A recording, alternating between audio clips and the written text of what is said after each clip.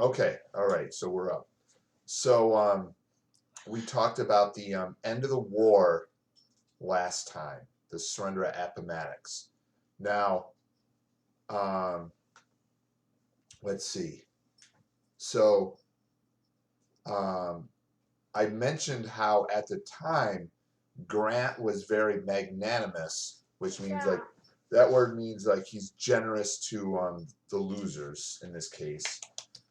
He let the Southern soldiers take their horses home. Oh, hey. And didn't kill Grant. Yeah, and didn't kill. Yeah, they didn't execute. I don't think they hardly executed anybody at the end of the war. Unless someone really. Yeah, Lincoln Lincoln was just a good guy. Well, and Lincoln himself, it was goodness, but it was also pragmatism, which means in this case, I guess, is common sense or wisdom. Because Grant is really powerful and has Well, Grant's a Northern Army, so still powerful. But yeah, he is. I mean, he didn't execute Lee. Yeah, that's what I mean. Right. Well, I think what Lincoln was thinking was, if we just hang a whole bunch of Southern rebels, even their leaders like Jeff Davis, that it'll create that much more bad blood and animosity between the two nations. And didn't Lincoln want peace? Yeah, and he wanted peace. He wanted the two nations to come together as quickly as possible as brothers, to reform into one nation. He didn't want there to be lingering hatred, and because he was worried about bands of guerrilla fighters, just living in the hills. Guerrilla fighters? Yeah, it means instead of fighting out on a battlefield, small bands of soldiers that would just come down, raid farms and stuff, and then vanish into the hills. He saw that the South had the potential for doing that for a long time and really, really hurting Northern morale. So he really didn't want that stuff to happen. Neither did Lee. Lee saw that could happen too, and Lee really wanted the fighting to be over. Because he was one of the most powerful. Right, but the Southerners were, they were exhausted, their food, a lot of them were starving. Their families were really suffering. I mean, the people of the South suffered a lot more during the war than the Northern people did. So just because they had Lincoln on their side? No, I think it's just that they just didn't have the wealth and so many more, a higher percentage of Southern men went to fight than Northern men because there's so many more people in the North. I mean, and also when all's said and done, I believe the numbers are something about 350,000 soldiers from the North were killed in the war, and about 250,000 from the South. Do you mean the popularity in the South? So, yeah, less the popularity dropped. But the percent of total people in the South was higher because there was a lot less people in the South to begin with. So how?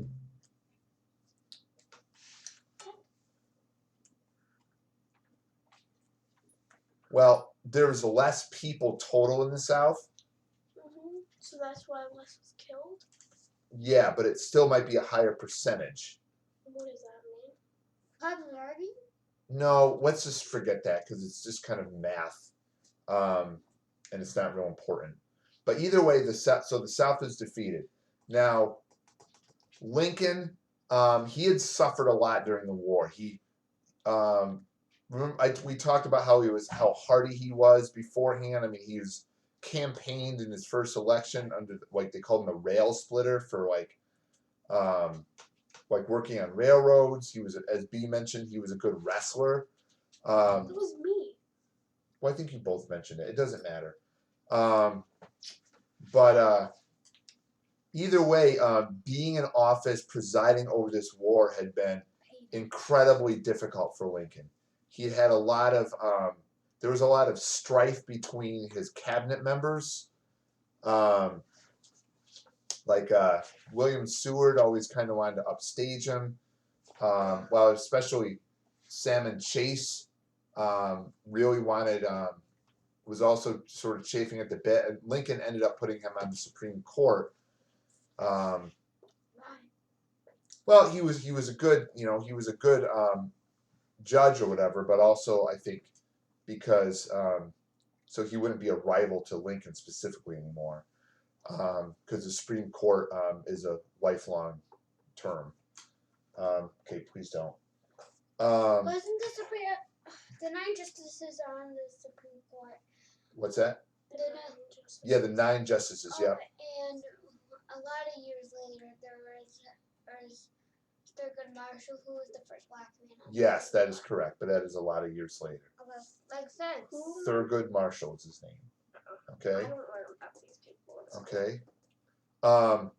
So also Lincoln suffered personal tragedy during his years in the White House. What happened? His little son Tad, I want to say is his name, died when Lincoln was in the White House. Why? So he just got sick and they didn't know how to help him. And he was like 8 or 10 or something. They didn't know about herbs that they could use. They didn't know much Yeah, medicine was just not what it is today. They didn't know about bacteria either. No, Not so much about bacteria. I bet they didn't But know maybe bacteria. they would have if a long time before this. Maybe they would know more about herbs if they didn't burn people at stake for practicing witchcraft. Yeah, well, that's a total non sequitur. Anyway, so his son died, and he was really heartbroken. Mary, his wife, never really recovered. She was always kind of had a reputation of being. Mad? You mean like crazy? Yeah. Yeah, she was. I don't know if that's fair to her to say she was actually crazy, but I think had PTSD. Well, I think she never really recovered emotionally. I think after the loss of their son. PTSD. You mean she got? Okay. I just forgot. Yeah, she's post-traumatic stress disorder. Right. Yeah, just from grief. Was she Um, depressed? I knew what it was. I think she was always high maintenance, as we'd say today. What was that? Just she was demanding of her husband. She flew into various moods. You mean she was emotional? How many kids did they Yeah, but Lincoln himself, it's often thought suffered from real depression, real even something approaching bipolar, like really What having is highs and bipolar? lows. Like you go from, if you're diagnosed with bipolar, you'll have like these really elevated highs where you're like feel like you can do anything, and then you'll like go into these really crushing depressions. It's really like in the same day. not necessarily, but you kind of go back and it's really crippling emotionally. Like but Lincoln at least probably suffered from some forms of depression. They didn't understand any of these kind of illnesses then. They called it stuff like melancholia. Which means melancholy. Yeah, which means sadness, but they didn't realize there was actually like a disease. They just thought it was. They didn't really know. They just thought they were really sad. Did they know what PTSD was? No. That term I don't think showed up until like the 1970s. And also, after World War or after I would not survive without my Kindle. The Vietnam War. Well, no one had that stuff then, so they didn't even have to. They didn't even have electric light bulbs yet. So Thomas Edison. Yeah, Edison I think is more in the 80s and 90s. I could be wrong about that. But anyway, so now they actually so after the war, of course, Lincoln knew there was still a ton of stuff to do. And one day in April, him and his wife decided they were going to go see a play at Ford's Theater in Washington, D.C. Called My American Cousin or An American Cousin. I think My American Cousin. I don't see his name. Did he get shot? Well, let me give you a little bit more background on that. So there was actually the name of the man that we all know today. I don't. Is Adults. John Wilkes Booth. I don't know. Okay, he's the name of the assassin. But he did not work alone. There was actually a group of assassins. There was a group of assassins or would-be assassins that sort of banded together. Well, they were all Southern sympathizers. They were angry that the North won.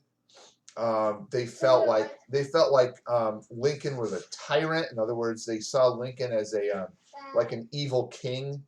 Or like the Lord of Darkness. Yeah. And they decided what they were going to do was they were going to try to decapitate the government. They were going to try to eliminate all the top people in the government all at once. So did that fail? The same exact time.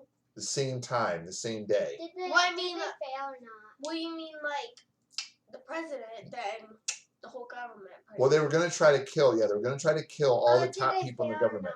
Well, let me explain. So there was like, I don't remember how many. There was like 5 or 6 of them or so. I don't remember any of their names besides Booth. But one guy was supposed to kill the vice president, Andrew Johnson. And the guy that was supposed to kill Andrew Johnson just plain old chickened out. He did not do it. He did not even try. He probably was killed after that. Okay. Well, then.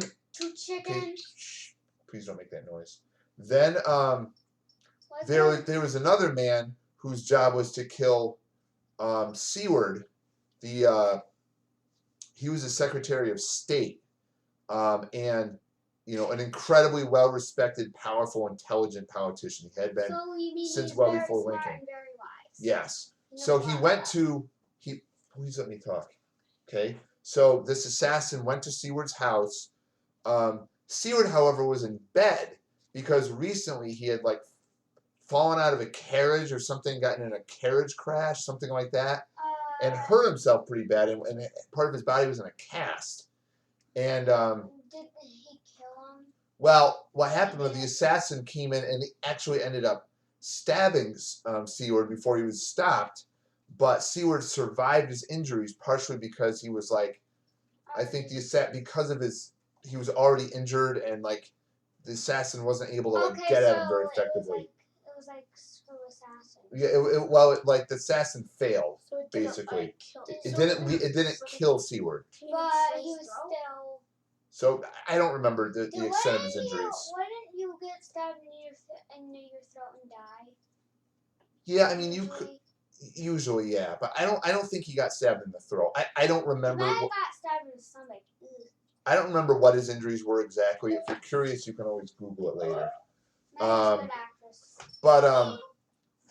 But Booth, of course, was successful. Now Booth was kind of interestingly a really famous stage actor. He was pretty well known. He was not in the play, but was he in the theater and shot? Was he? Well, he was able to get in the theater easily because so famous? because the people at the theater knew who he was. But didn't he have a gun? Well, yeah, weapon. but he wasn't like holding it in his hand, I would say like he didn't kill his Well, way through. security was not even remotely what it is today. Nowadays, they didn't even have spies. they didn't even have They didn't even have cameras. No. No. Like the president's Why no. do I feel like when you learn about like Lincoln's assassination, they say something about like across the street? Yes, I'll get there. They didn't have Secret Service actually wouldn't be around for another 90 years. I think Secret Service is a bunch of people that they're like basically guards of the president, and their job is to stay with the president at all times, follow him wherever he goes, and do whatever they can to protect the president. Even if it means dying. Even if it means jumping in front of a bullet to save the president, yes. Like they do in movies. But they didn't even have Secret Service until I think after there was an assassination attempt on Harry Truman. Was that a president? Yeah, he was a president, but that wasn't for another 90 years. So there was a couple guards of Lincoln's, but I think at least one of them just like left his post for some reason. I don't remember exactly. They weren't doing a very good job though. They weren't very good fighters. They just weren't very professional. So please, Maddie, give me some space, okay? So Booth, snuck into the theater. and fired the gun actually right as the audience was laughing at some joke because the play they were seeing was a comedy, and shot him right behind the ear. And okay, Did he and die? not immediately. His wife began freaking out. I think the Grants were supposed to have been with them, but they didn't come at the last minute or something. They didn't come until the last Ulysses minute? Grant and his wife, I think her name is Julia. Did they come in? No, I think they just didn't go that night. So anyway, and then Maddie mentioned across the street, yeah, Lincoln, after being shot, the play stops. They bring him to a house across the street where he lies stricken for like 8 hours or something until he finally dies. Okay, so he dies, and it's this terrible. Did they not even know that you're supposed to put pressure on the wound? Well, I don't know what they did or what they knew, honey. I'm not a doctor. I certainly was not a doctor in 1865. Yeah. Okay. You're welcome to check up again on what their medical treatments were that they performed on Lincoln. But it's pretty. I think all they were really able to do was keep him comfortable. You know, it was pretty obvious to everyone that it was a fatal wound. That was like, well, he was shot in the head. That's so now Booth, after shooting him, he jumped from the balcony where Lincoln was onto the stage, and he yelled like something like, "Thus always to tyrants" or something. Even that is sort of apocryphal. Even if he even said it, all we really have is, of course, ear witness accounts of what he said. So it's not exactly people who were there, and then pass it on. And there was conflicting stories a little bit, but whatever he said, I think he kind of hurt his ankle. He got in a horse and galloped away, but there was a huge manhunt. They finally found him hiding out in a barn some days later. I think he was just shot to death. Yeah, and then his co-conspirators were also found, and they were all executed. So they shot all the assassins. Yeah. So they killed all the assassins. Yeah. Whatever. Yeah. Okay. All the assassins were the conspirators. Now, Johnson. They're just bad people. Johnson became president. He was a bad president. A terrible president. Oh, even more than bad. He was he was, first of all, he was a huge Southern sympathizer in a time that it just wasn't really. Lincoln mostly chose him. I think it was kind of a last minute decision to choose his, because he had a different vice president, I believe, for his first 4 years. So he had just picked Johnson, like 6 months earlier or so. And you mean when you said Andrew Johnson? Yeah. This is my question. Andrew Jackson sounds so familiar. Andrew Johnson doesn't. Andrew Jackson was the president we talked about before, the one that he was president. Was he bad? I forgot. Was he bad? He was a mixed bag. He's kind of more bad. He was the one that was. He's the one that kind of started a lot of the pushing the Native Americans out of the country and started what became the Trail of Tears. Remember we talked about that? Right. Andrew Johnson, he's not very well known except just that he became president. So he became president accidentally after Lincoln was assassinated. Okay, girls. Okay, so he was really bad. He ended up getting impeached. He was terrible. Which means that the House basically said he's doing such a bad job that he shouldn't be president anymore. But he did finish his term. It was kind of a quick decision for Abraham Lincoln, right? Yeah, but he did finish his term, I think. I'm not even positive about that. I don't know a whole lot about Johnson, to be honest. I think he had a drinking problem. You mean, was he I think I think actually the day Lincoln's second inaugural speech, which after the Gettysburg Address is probably his most famous speech. And I believe Johnson was there and drunk that day, so Lincoln didn't let him take the stage. What that reminds me of? What's that? In the Hunger Games when Haymitch goes on stage when they're picking the names and is drunk. Mm-hmm. So, That's not funny. now what happens after Johnson leaves office is Grant, the former general, the hero of the Civil War, he's elected president. Ooh. Is he And a good president? Middling. He had good and bad. Yeah, good and bad. He So, remained president for 8 years. He Was everyone? he had the best of intentions, I believe, from what I know of Grant. Was he highly curious? But was he highly curious? he was not very effective, and he didn't do much. he tried, but he couldn't make things stick. He also, one of his biggest failings was he surrounded himself. He was too trusting of other people, and he surrounded himself with people that were not much better than criminals. So was everyone super devastated? Well, like yes, were most the whole people super yeah. devastated about Because I want to finish up with Lincoln, and we'll be done for today. But yes, the whole country. Well, not probably some of the South, but the whole North and West was devastated by Lincoln's death.